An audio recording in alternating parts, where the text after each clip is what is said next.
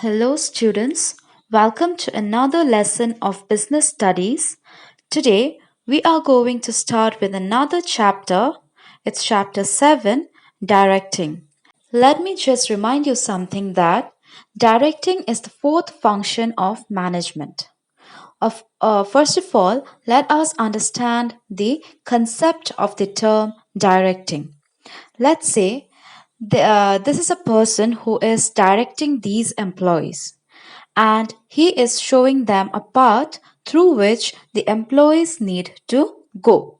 Secondly, the manager is also leading these employees because they are much behind him and he is ahead of them. He is showing them the right direction or path. This is called directing.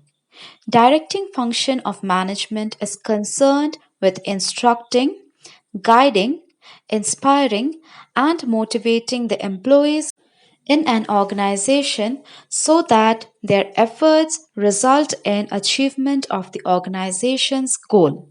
That means in directing function, we give instructions to the employees about their jobs and the work they have to perform. The managers also guide the employees in their works and also inspire and motivate them to work efficiently so that the goal of an organization can be achieved. So, students, we have already done the staffing function in the previous lessons. So, from that, we can say that in staffing function, the right person is placed at the right position in an organization. After that, they get the instructions from their superiors for the work they need to perform. By the word directing, we should not always think about instruction. It also includes supervising the employees when they are performing the job and also motivating them to perform their jobs efficiently, which will lead them towards the achievement of the organizational goal. Now, do you remember your parents always tell you that if you get good marks in exam, you will be given a good phone or something that you want? Why do they say that? It's just because of motivating you to study properly so that you can achieve your goal of passing your exams with good marks. So, directing function is also performed in order to motivate the employees. Let us now start with some features of directing function. Number one is directing initiates action. First of all, let us understand that in the previous functions like planning, organizing, and staffing, we just planned through words. We organized the activities, then we selected the employees for performing those activities. Now, the time comes when we have to start performing the activities and we have to convert our words into action. Other functions prepare a base for setting up of action, that is, how the action has to be carried on. By giving directions or instruction, the managers get the work started. The second feature is continuing function. Directing is a continuous process. After giving the instructions, a manager cannot just take rest. He has to continuously guide, supervise, and motivate his subordinates. He must continuously take steps to make sure that the instructions given by him are carried out properly. The third one is directing takes place at every level.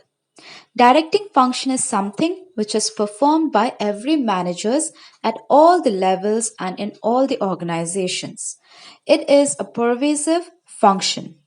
The top level management directs the middle level management directs the lower level, and the lower level management directs the one who are below them. Now, also, the production department instructs its employees, the staffing department instructs their own employees, and so on. So, in short, directing takes place at every level of management. The fourth feature is directing flows from top to bottom. As I mentioned in the previous feature, that directing takes place at every level. We all know that there are three levels of management. and all the levels follow the directing function. Directions or instructions are given by the managers to their subordinates. Every manager can direct his immediate subordinate, and simultaneously he is taking directions from his superior or boss. Directing starts from top level and flows to the lower level. The fifth one is performance oriented. The main aim of directing is to perform the activities of an organization. Now, why is it important to perform the activities? The answer is we perform the activities in an organization so that we can achieve the organizational goal. So, directing is a performance oriented function. And the last one is human element. So, students, can we direct or give instructions to a machinery or camera or any other object? Obviously, your answer will be no, because they are non living stuffs and it will not work according to our instructions. But if we give instruction to a human being, then he will listen to it. If we feel that he is a bit slow in his work, we can motivate him to work properly. So, directing function improves interpersonal and intergroup relationship and also motivates the employees to work with their best ability.